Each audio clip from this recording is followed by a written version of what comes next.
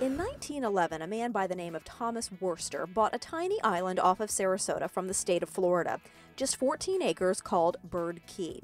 His plan was to build a magnificent retirement home here for his wife. She fell in love with it because of the palm trees, the shells, and the birds.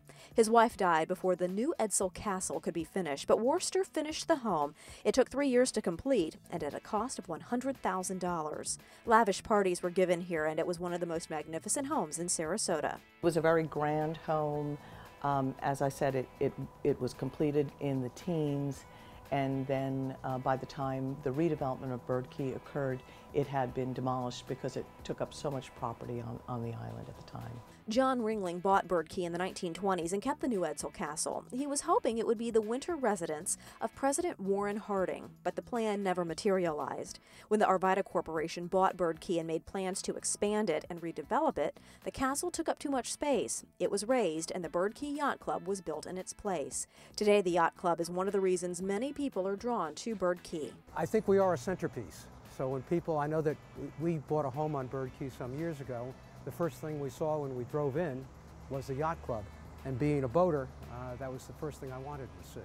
About 650 people are members of the yacht club, but not just Bird Key residents. Their magnificent boats line the docks, providing a picturesque backdrop to the busy, active club. We're a yacht club, and we emphasize boating. We have cruises, we have kayaking, we have small boating.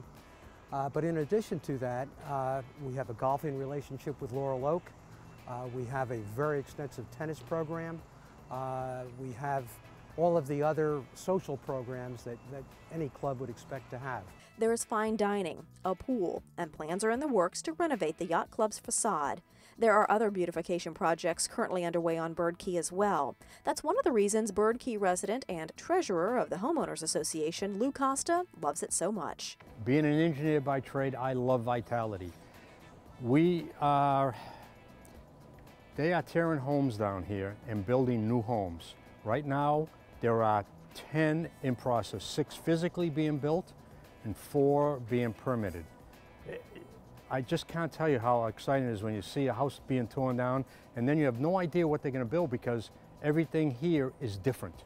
There's not a house that's the same. Costa had planned his retirement in another state and just stopped in Sarasota for dinner one night on his way somewhere else. We drove by Bird Key, saw the fabulous vista of the water, fell in love, and we bought 3 days later.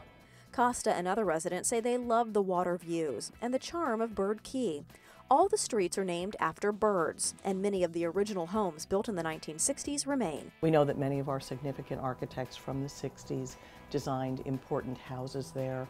A number of them were published in the architectural journals of the day. So it really remains a very, very special place. There are the scenic canals, palm tree-lined streets, and its convenient location. Just a short bridge drive to downtown Sarasota, the arts, and the hospital.